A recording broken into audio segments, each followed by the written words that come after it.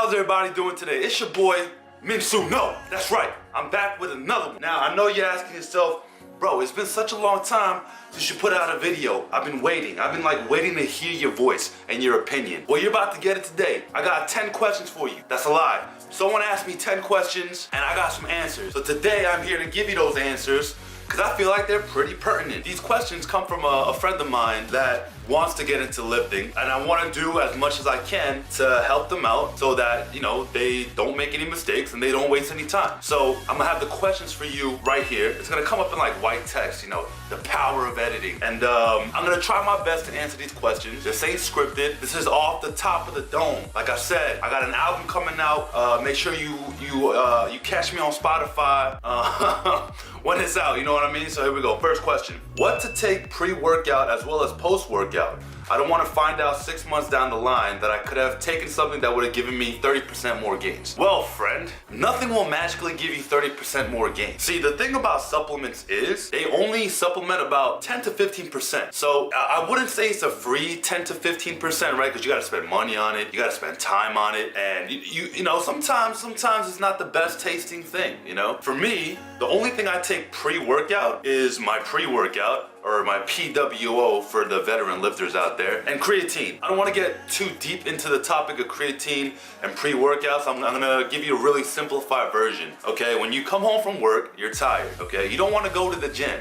Pre-workout is kind of like that fucking boom shot of adrenaline that you need to get into the gym, okay? And creatine is something that, like, not beginner lifters should be taking, but when you're like 3 months in and you're like, okay, I wanna feel and look bigger. Like, I wanna look like I can bench 405, but not actually bench 405. But I can bench 405. So that's what I take pre-workout. Now, post-workout, I'm gonna get a lot of hate for this comment, okay? But eat real food, okay? Protein shakes are good for quick, easy, like I'm too fucking tired to cook a meal type of situation. But you should be getting most of your calories from real food, and let me tell you why, okay? The benefits of real food is, one, you're not gonna lose your fucking mind drinking a fucking shake and tasting the same thing over and over and over again, right? But you know, real food has its flaws as well, right? Like, you can't always afford to buy 30-ounce steak, that's a large steak, and, you know, hope to eat that every day, because that shit gets tiring too. So my recommendation is this, okay? For pre-workout, if you've never taken pre-workout before, start with coffee, okay? Just drink some coffee, you know, get some, you know, get a little bit of carbs in you, like a fruit, some peanut butter, some bread. And then for post-workout, eat a meal, you know, call your boys, be like, yo, phone your boy, bop, bop, bop, bop, bop. Yo, bro, what you doing? I just got out the gym, homie, and I'm starving. Can we go grab some motherfucking grub? And then, you know, have some quality time. Like, go out with your boys, learn to enjoy what you're doing, okay? Now, any workout tips or advice? That's a very broad question. My advice to anyone who wants to start going to the gym is very, very simple. Go to the gym. Go to the gym. Go with enough knowledge so you're not wasting your time. One of my biggest tips to beginner lifters is consistency. Consistency, okay? Make a plan for yourself. If you're telling yourself, I want to go to the gym 5 days a fucking week, then you better fucking make sure you're going to the gym 5 fucking days a week, okay? And here's the thing, right? If you look for an excuse, you'll find an excuse.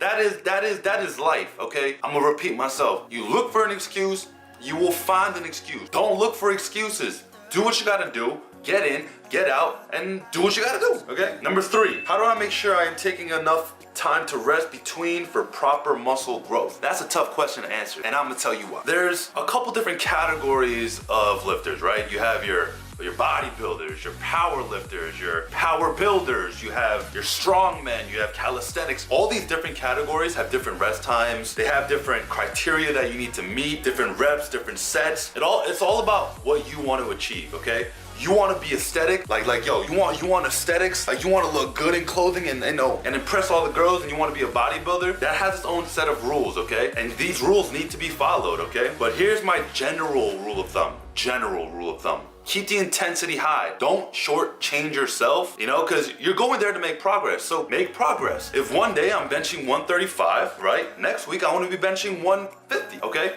Make progress. And if you're following a program and you're doing like a 5x5, right? So you're doing 5 sets, 5 reps, make sure that when you go up in weight, you're still doing 5 sets, and 5 reps. And general rule of thumb, don't take more than about a minute break. You know, don't check your phone, just drink some water, check some girls out, check some dudes out, find some motivation, find some inspiration at the gym, and just work with that. Question number 4, is it worth taking a shake if I'm only at the gym for an hour? What the fuck? Who goes to the gym for more than an hour? Of course you have your shake. If you're exerting energy and you're pushing a crazy amount of weight, have a shake. There's nothing wrong with having a shake. Even if you don't go to the gym and you decide to skip a meal, have a shake. Right now, one of my goals is to bench 5 plates, okay? So right now I'm at 405 plus 20. I'm at 425 right now for my bench. Okay? I could go to the gym for 10 minutes, bench 425, and need a fucking shake. It's okay to have a shake, especially if you're working out for an hour and it's high intensity and you're not cheating yourself and you're not wasting your time.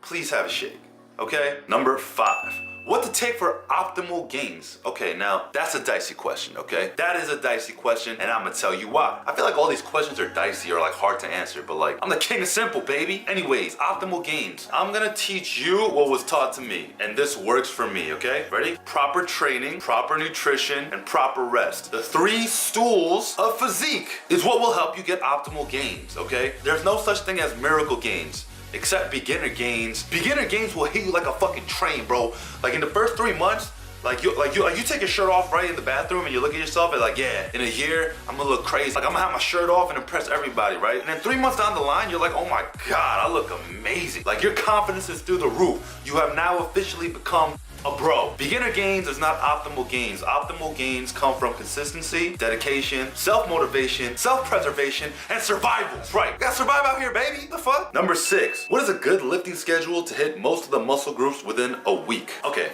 I'm not a big fan of PPL, okay? That's push, pull, legs. I'm not a big fan of it because I don't do legs. I've been skipping legs since 2009. Don't judge me. I like being top heavy. I like being a V. You understand? And V is not for vagina. V is for vascular. That doesn't make any sense. But for most beginners, push-pull legs is actually a really good starting regimen or routine or synonyms, more synonyms. But let me tell you why. So when you're doing push-pull legs, right? Pushing is benching, shoulder pressing, what else are you pushing? I don't know, you push it, you know, it's this motion. And when you're pulling shit, it's this way, your rows, your back, your upper back, lower back, things like that. And legs, don't forget legs. I've forgotten legs. That's why I only record the upper half of my body because I don't got no legs, okay? Google PPL, okay? For me to explain push-pull legs in this video, it's gonna make the video really long. So Google it, and generally people do a 5x5 PPL, okay? 5x5 PPL. Someone put a jingle in the background. 5x5 PPL, 5x5 PPL. Okay, number 6, 7? 7, number 7. Is cardio important prior to lifting? Okay, this is a no cardio body, okay? This body right here, 0 cardio, okay? I don't do any cardio. I do 0 cardio. So my thing is, cardio is important, keeps your heart vascularity good, but if you're lifting at a high enough frequency and intensity, I feel like that's enough cardio for me. But generally, do your cardio after you lift. So it's not really a cool down cardio, but when you're lifting, you have a lot of built up lactic acid, and doing cardio after you lift actually helps kind of like get that flowing through your system. When you do cardio before you lift, what ends up happening is you're like, fuck dude, I'm tired.